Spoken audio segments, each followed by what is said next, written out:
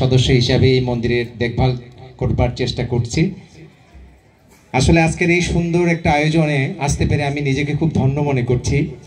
যদি নজরুলের ভাষায় বলতে চাই তাহলে ওই গানটা কেন জানি বারবার আজকে আমার মনের মধ্যে গুনগুন করে গেয়ে উঠছে যে ব্রজ গোপী খেলে হরি, খেলে আনন্দ ঘন শ্যাম সাথে।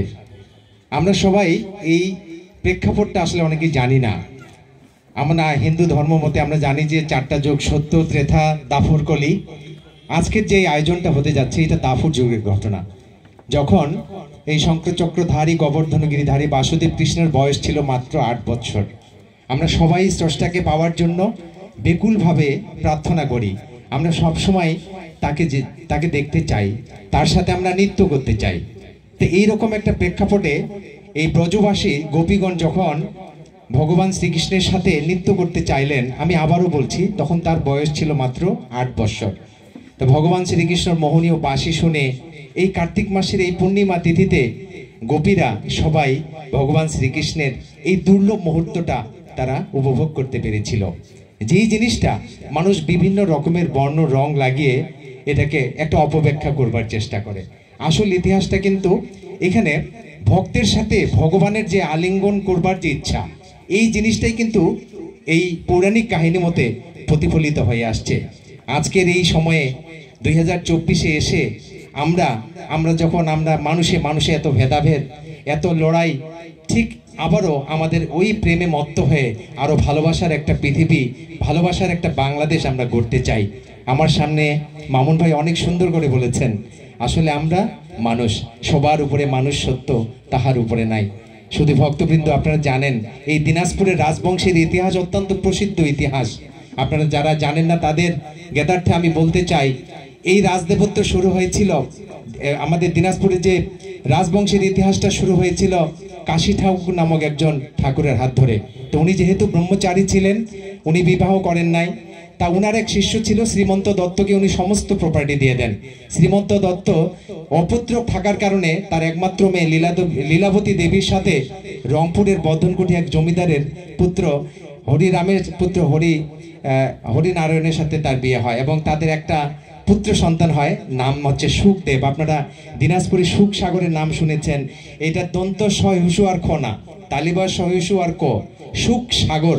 এই সুখদেবকে দিনাজপুরের রাজবংশের বীজ পুরুষ বলা হয়। সুখদেবের 2 স্ত্রী ছিল, প্রথম স্ত্রীর 2 সন্তান ছিল, রামদেব এবং জয়দেব। এদের অকাল মৃত্যুর পরে আমাদের সেই বিখ্যাত রাজা প্রাণনাথ দ্বিতীয় স্ত্রীর সন্তান ছিলেন, উনি তখন রাজা হয়ে যান। এই প্রাণনাথ যে প্রসিদ্ধ পুরুষ, উনি 1704 সালে এই বিখ্যাত টেরাকোথার শ্রী শ্রী কান্তজি মন্দির নির্মাণ প্রকল্পে উনি কাজ শুরু করেছিলেন, কিন্তু মৃত্যুর আগে উনি এই মন্দির নির্মাণ শেষ করতে পারেন নাই। তার ইচ্ছা পূরণের জন্য তার পালক পুত্র রামনাথ, আপনারা রামসাগরের নাম শুনেছেন, যিনি রামসাগর খনন করেছিলেন, এই রামনাথ 1752 সালে এই মন্দির নির্মাণ কাজ শেষ করেন। বাকিটা ইতিহাস। সেই 1752 সাল থেকে আজকে 2024, 272 বছর থেকে, অর্থাৎ আজকে 273তম রাস পূর্ণিমা আমরা এখানে পালন করতে পারছি। একবার চিন্তা করে দেখুন আমরা কত ভাগ্যবান। আমাদের এই বীরগঞ্জ কাহারোলের মানুষ, আমাদের দিনাজপুরের মানুষ, আমরা কত সুন্দরভাবে এই রাজবংশের চিরাচরিত ইতিহাসকে আজকে 273তম বছরে এত সুন্দরভাবে সবকিছুর ভেদাভেদ ভুলে আমরা একই মঞ্চে বসে আজকের এই রাস পূর্ণিমা তিথিতে ব্রজবাসীরা সেই বৃন্দাবনে যে লীলা চাক্ষুষ করেছিল, আমরা আজকে আর অল্প কিছুক্ষণের মধ্যে আমাদের যে সামনের সুন্দর বেদি, এখানে কিন্তু আমরা এই রাসের যে ঘূর্ণন এটা আমরা প্রত্যক্ষ করব। সত্যি আমি অত্যন্ত ভাগ্যবান মনে করছি নিজেকে। সম্মানিত সভাপতি, আমি বেশিক্ষণ কথা বলে আমি আপনাদের বিরক্ত করতে চাই না। যখন এই রামনাথের মৃত্যুর পরে আপনারা জানেন যে রাজবংশ, এই দিনাজপুরের রাজবংশের যে যারা টেরাকোঠার কাজ বুঝেন, যারা মন্দিরের ইতিহাস জানেন, তারা দেখবেন যে মন্দিরের নিচের পার্টিতে, একদম নিচের লেভেলে তৎকালীন মুঘল সাম্রাজ্যের ইতিহাস, তৎকালীন বাংলার ইতিহাসগুলি কিন্তু পরতে পরতে লেখা আছে। মন্দিরের উপরে সত্য, তেথা, দাপর, কলিতে যেসব লীলা হয়েছিল সেগুলি ফুটিয়ে তোলা হয়েছে।